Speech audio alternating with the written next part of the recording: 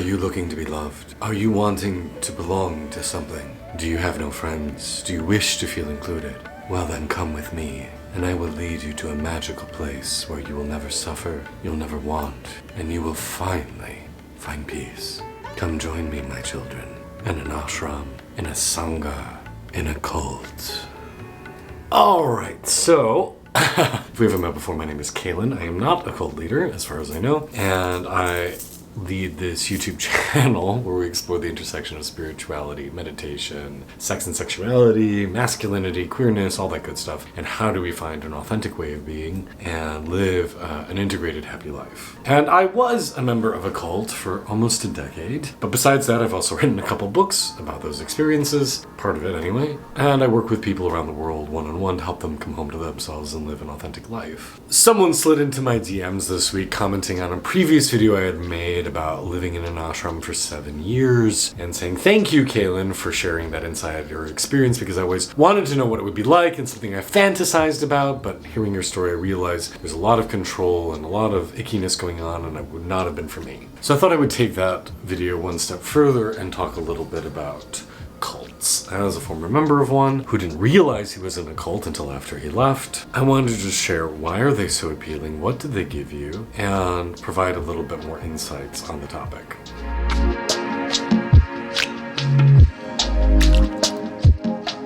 So a little bit about me and how I ended up in this situation. I was in college and I was really struggling. I did not feel like I belonged. I did not have a good friendship circle. I attended a very prestigious and very competitive program, Northwestern University's theater program, which they get a lot of smart, rich, socially competent people. I was not rich or socially competent, and I was also deeply closeted and afraid of myself and not wanting to be me, and consequently I was not very well liked and not too emotionally connected in my work as an actor. Subsequently, I was shoved to the bottom of the social totem pole and felt very isolated. Combine that with the fact that I also had a deep interest in spirituality and a longing for connection with God. I was a very ripe fruit for the plucking from a cult's point of view. I have learned since that cults tend to target people in that age range, about 17 to 25, young, figuring themselves out, and specifically those who feel like social outcasts, those who do not belong to anything, and they seek them out, and they draw them in because they promise them things, and some of it is true, some of it you do get. Instant friend group, a feeling of being beloved, a feeling of being special, and how lucky am I to get to be here. It appeals to those utopian ideas that many of us have, especially when we're young, living in a place that is peaceful and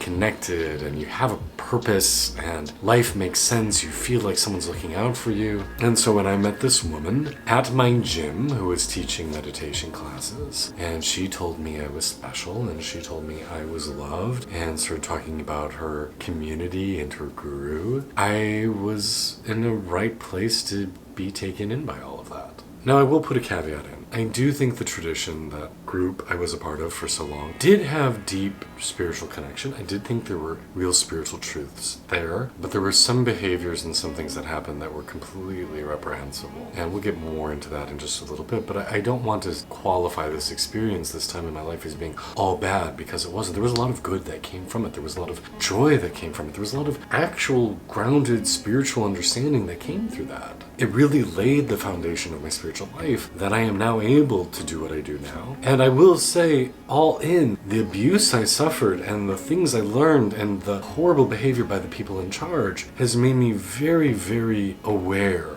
of not manipulating other people, not using my power to get what I want from somebody else, and never establishing myself as an unquestionable figure, authority in a specific topic, but to remain approachable and humble and grounded and learning and inquisitive, and to not view myself as I'm the teacher and I'm so much better than everyone else, but to remain the humble student who is also learning and growing and evolving and walking with you, not in front of you. So I was singled out. I was brought into this community. I went and lived for the summer before my senior year in their ashram in the Rocky Mountains outside of Boulder, Colorado. I did a yoga teacher training and a meditation teacher training, and I met their guru and took him as my guru and got a spiritual name, a name in Sanskrit that people would call me by rather than my given name or my chosen name. And when I came back to Northwestern for my senior year, I was expected to show up at 6 a.m. meditation class 7 days a week at Third Yoga Studio, which was a 35-minute bike ride from campus. It was not close. I was expected to show up and do selfless service, like scrubbing the walls of the yoga studio and scrubbing the floors and cleaning the toilets and cleaning the sidewalks out front. And if I wasn't in class or performing or at rehearsal, I was expected to show up to all the scheduled meditation programs and yada, yada, yada, yada. I basically went into a state of constant sleep deprivation, which is a cult tactic for mind control, right? They make you not get enough sleep so you can't think clearly, and then they control you. And then after I graduated, they convinced me to move into their own little community they were building. And the woman who did all this was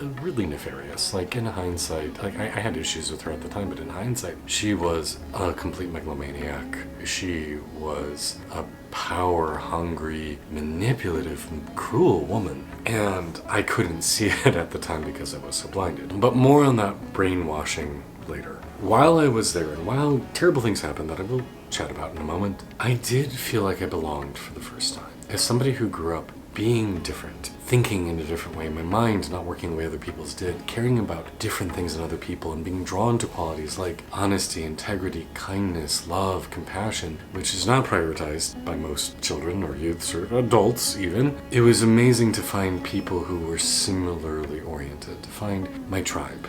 Finally, after years of searching, finding like, you are all my people, I get you, I belong, I finally feel like I fit in. And that's a powerful thing. A lot of us would pay a heavy price to find that feeling of belonging, to feel like we finally found our home. And once you become part of a cult or a community like this, so long as you follow the rules and do everything that you're told, you are unquestionably loved. You are unconditionally loved so long as you do everything we tell you to do. Which of course is not unconditional love, but you don't realize it at the time because you're not sleeping. And you're also not eating, you're not, well, we'll talk more about that continuing on. But I did get something meaningful. I felt like I belonged to something greater than just myself. I was working for a bigger purpose, whether that purpose was my enlightenment or the betterment of society or helping my fellow Sangha members, my fellow community members. It was, in many ways, deeply fulfilling and deeply beautiful. And that actually is one of the weirdest things now, to not have spoken to anybody at this community for 7 years at this point. I still think about moments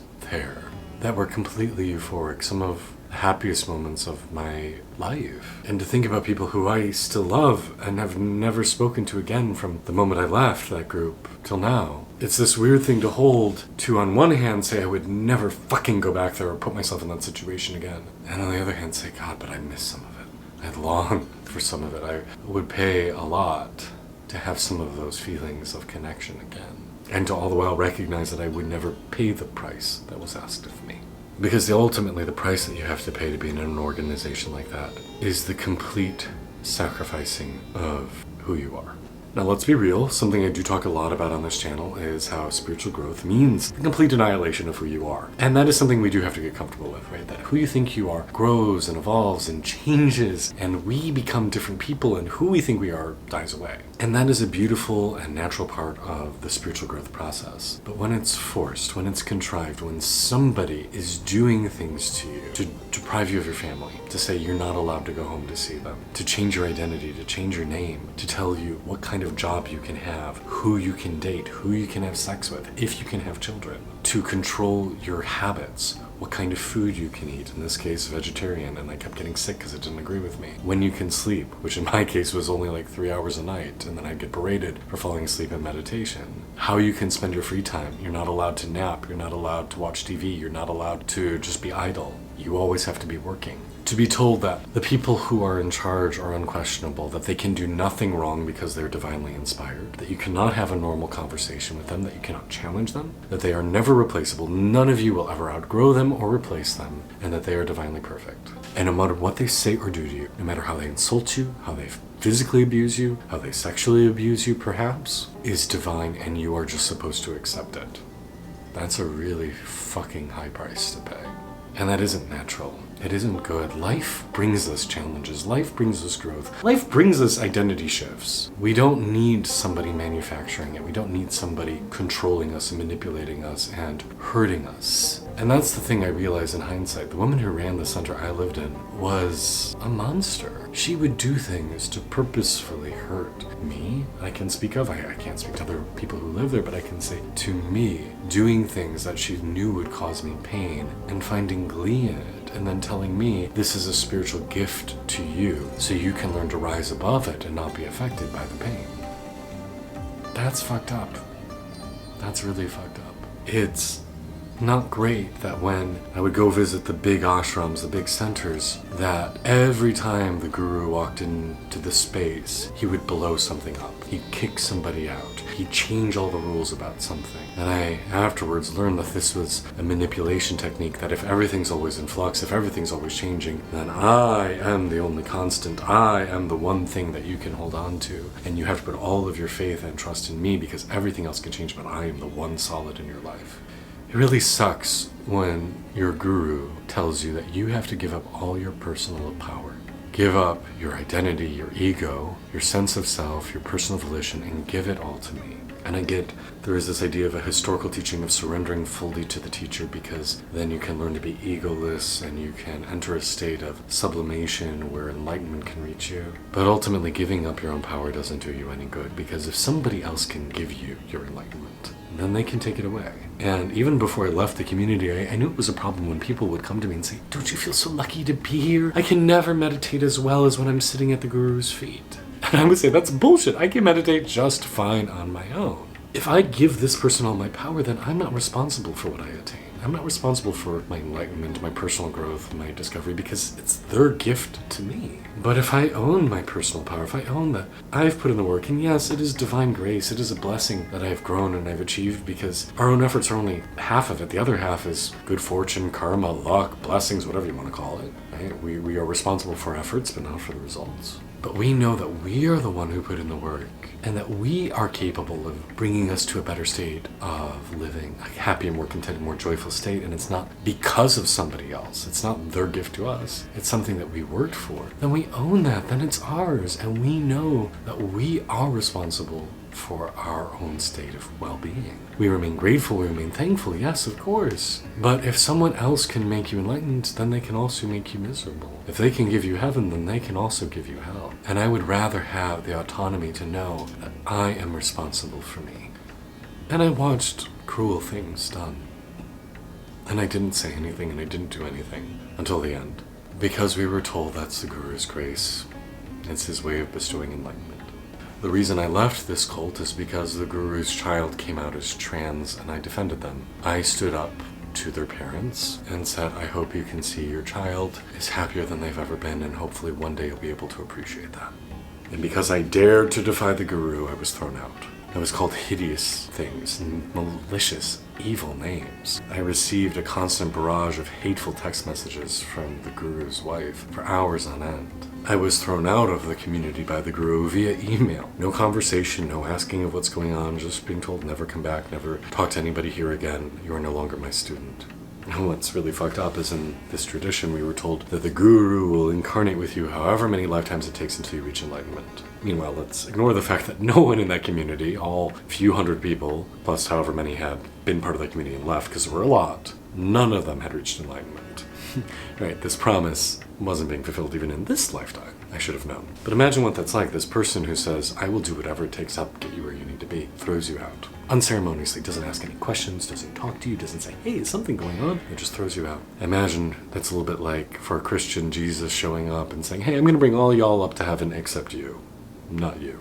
Because the cult leader, the guru, was a kind of savior figure for me. You are told all that is good in your life comes through the grace of the guru, and everything bad in your life comes because you're not working hard enough to surrender to him.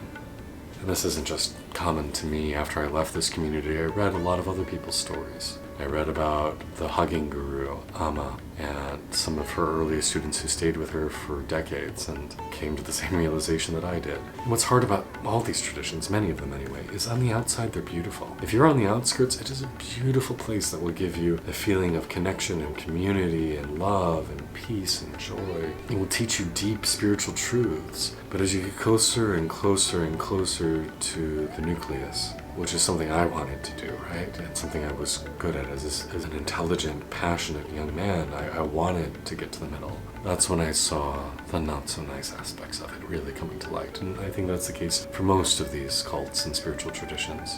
And again, I don't usually ever talk about this group by name because I don't want to say that they're doing only bad work. I think there are a lot of people who have benefited from this person's teachings and the spaces they've created, and there was a lot of good that came from it for me. Like I said, there are days where I would love to have that feeling of being back in temple and dancing with candles and chanting going on and being surrounded by these people who I felt were my best friends on the planet, hundreds of them. My God, it was such an intoxicating high. I would love to have that experience again, but the price is not worth it. Sacrificing myself to a manipulative person who clearly does not have mine or likely many people's best interest at heart is nowhere near worth it. But I think this highlights the fact that we as humans need connection. We need purpose. We need a connection to something greater. And we are so lacking that in society. You know, I live in an apartment building with dozens of other people, and none of them care about me. None of them would run out into the street to save me if I needed them. We live surrounded by others, but we are totally alone. We're in these online environments where we get to interact with millions of people online today, and yet we feel more alone than ever. And for a 19, 20-year-old me, who felt so isolated in his college experience, how could I have ever resisted that siren call from them? It was intoxicating. It gave me everything I wanted because I and we are so lacking it, generally speaking. More people than ever report that they don't even have a single close friend that they can confide in. We are so alone and so purposeless as a group, as a culture, as a world right now. And we need these things. We need each other. We need community. And we need a feeling of being part of something greater. But it needs to be done in a healthy, respectful way where everyone has their personal agency. And the thing that this experience has given me too is a deep appreciation of not understanding how biased I was. If you had asked me, are you happy? Are you being treated well? I would have enthusiastically replied yes and meant it. If you had asked me, am I in a cult? I would have enthusiastically said, no way. This is a legitimate spiritual tradition. It's wonderful. It wasn't until I left I realized how fucked up I was and how brainwashed I was. You don't realize that you are when you're in it. And that gives me a lot of empathy for people today who are in similar situations because let's face it, there's a lot of people today who are brainwashed into things. The amount of conspiracy theories and the amount of, well, let's just say a vast segment of the US political arena is beholden to a cult ideology. And rather than try to argue with them and tell them how they're wrong and try and convince them of their ways, I've learned that they won't be able to hear it until something dramatic happens. Because my family tried to tell me, they tried to say, hey, I think something's wrong. You can't come home for Christmas. You can't come home on weekends. You can't go spend the night at a guy's house when you finally have the courage to start exploring your sexuality. You can't take your beloved dog to your home because they won't allow you. That you're getting sick all the time because of how you have to sleep and eat. I couldn't hear any of it. I didn't know. And so it gives me grace for other people who don't know the state they're into. Because all of us are biased, all of us are brainwashed in certain ways, and I think that's one of the big themes we return to again and again on this YouTube channel is deprogramming ourselves from the brainwashing we all have from society. You know, why are we ashamed of naked bodies? Why are we ashamed of sex? Why are we driven to be on our social media platforms? Why are we connected to technology 24/7? None of that is healthy, and we know it. But to fight the dominant narrative that says this is what you have to do is a very difficult thing. To fight the dominant narrative that says you have to do a corporate job and live a normal life and get married and have kids and do all those things, while none of them are wrong, are you choosing them for yourself or are you choosing them because that's what you were programmed to do? And to examine these things and say, is this really making me happy? Is this really what my soul wants? The best thing that happened to me in my late 20s was getting thrown out of that spiritual community. Because I would have never left of my own volition. I would have never stepped away because I thought I was in the best of all possible worlds. But that which I thought was a heaven in some ways was actually a prison. And had I not been thrown out, I would have never chosen to escape. Another thing that makes something a cult rather than a legitimate spiritual tradition is there is no graceful way to exit. No way to say, hey, thank you for this, I'm great, I'm just going to go now. Because I saw for myself when I was a part of things, anybody who stopped coming around or was kicked out was never a nice story told about them. They went crazy, or something horrible happened to them, or their life is going to shit now because they're not here. They would gossip and tell stories about people. There was no graceful way to leave. You were dragged through the mud, and so I know with confidence the same things were said about me when it was my time to go. Also, the fact that I've never spoken to anyone since. It's another big red flag when you can't be friends or have relationships with people who have different views or have different spiritual paths or live in different places or not part of your group and you're isolating yourself. That's another symbol of something not being right. So, do you want to join a cult? Do you want to belong to something? Do you want to feel sacred and powerful and more amazing than everyone else and be told how you're right and they're all wrong? Well, if so, you're going to have to look elsewhere because I'm not offering those services today. But I hope this has given you something to think about, to chew on. And if you ever find yourself in these situations or somebody else you love is in one of these situations, be patient. It's going to take some time to work things through. And I'll tell you, all these years later, I still am working to process the experiences that happened to me. But so it is with life. We do the best we can with what we're given. We stay grateful for that which has been, that which is, that which will be, and we move forward. I am grateful for the goodness that came from that teacher and that woman who ran the center I lived in and that time in my life. At the same time, I also acknowledge that it was not appropriate. I try to take the good with the bad and move forward consciously. I'm Kaylin. This is Ecstatic Self. I hope this was meaningful for you today. Namaste.